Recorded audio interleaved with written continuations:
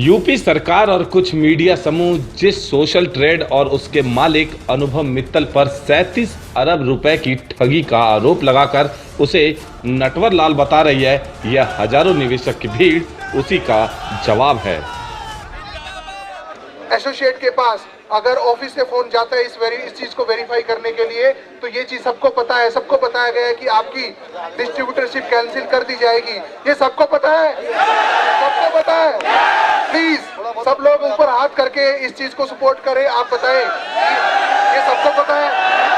आपने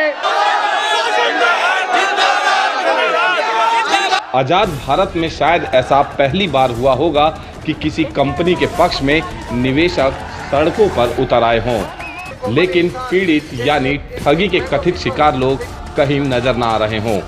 ऐसे में सवाल उठना लाजमी है कि आखिर ठगी हुई तो किसके साथ।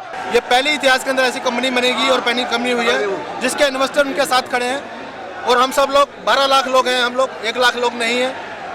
अनुभव मित्तल जी ने कई लोगों को जिंदगी जीने के लिए सपने दिए हैं, उनके सपने पूरे किए हैं। गवर्नमेंट को कब से हमारे पैसे की चिंता नहीं, कौन से गवर्नमेंट ने आके हमें आज तक नौकरी दी और रोजगार दिया।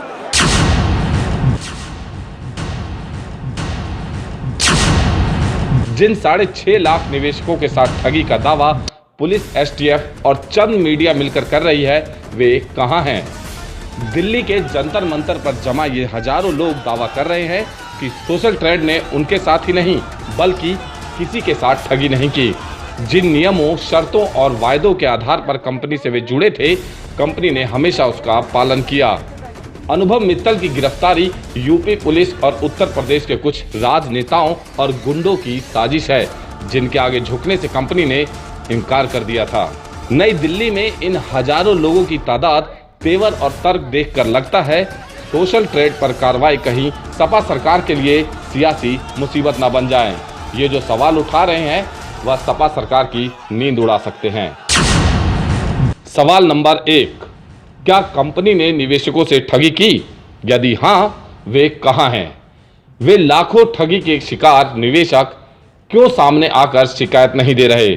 जो दावा और वादा कंपनी ने निवेशकों के साथ किया वो निभाया, फिर उनके साथ ठगी कैसे हो गई? सवाल नंबर 2, क्या कंपनी फर्जी है? कंपनी सरकार से पूरी तरह से रजिस्टर्ड है, देश की सुरक्षा, संप्रभुता अथवा सम्मान के विरुद्ध कोई काम नहीं कर रही। सभी तरह भुगतान ऑनलाइन कर रही है, जिसमें पैन कार्ड की जरूरत होती है। सब कुछ सरकार की जानकारी में हो रहा था, तो कंपनी फर्जी कैसे हो गई? सवाल नंबर 3, क्या सरकार के साथ ठगी हुई?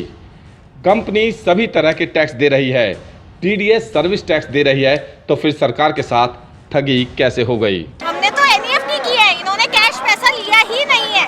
अनुभव जी कहीं पर भी दोषी नहीं है, उन्होंने कोई भी गलत काम नहीं। मैं अनुभव मित्तल के समर्थन में आई हूं, क्योंकि ये एक घोटाला नहीं है। हमें भी 1.25 साल हो गया इसके साथ काम करते हुए।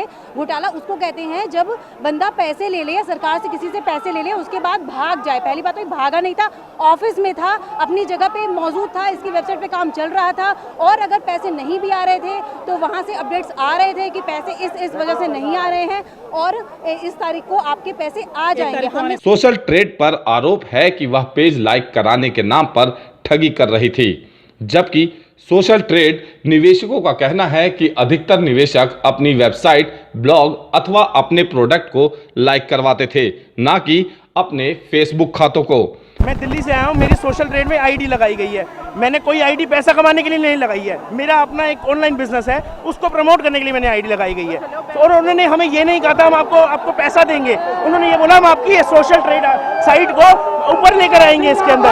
और अनुभव मित्तल ने हमसे कोई गलत नहीं किया। लाख परिवारों को अनुभव मित्तल जी ने रोजगार दिया है और 10 लाख परिवारों को परिवार उसके साथ हैं। इन निवेशकों का कहना है कि यदि कंपनी 1 क्लिक के बदले 5 रुपए निवेशक को दे रही थी तो लाखों लोगों को रोजगार दे रही थी, तो सपा सरकार के पेट में दर्द क्यों हुआ?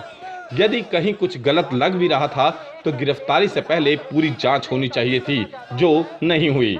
यूपी पुलिस ने अपने ही विभाग के एक कर्मचारी को शिकायतकर्ता बनाकर कार्रवाई कर डाली और कंपनी के खिलाफ साजिश रची।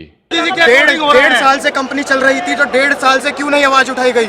एकदम इलेक्शन से पहले क्यों एकदम आवाज उठाई गई और एसटीएफ की टीम ने आके 2 दिन में एकदम बंद कर दिया? क्या चाहती है अखिलेश सरकार? एक तरफ सरकार सब कुछ डिजिटल कर देने का ढोल पीट रही है, तो वहीं डिजिटल माध्यम से सेवाओं अथवा उत्पाद का प्रचार करने वाले कारोबार करने वालों को हतोत्साहित कर रही है।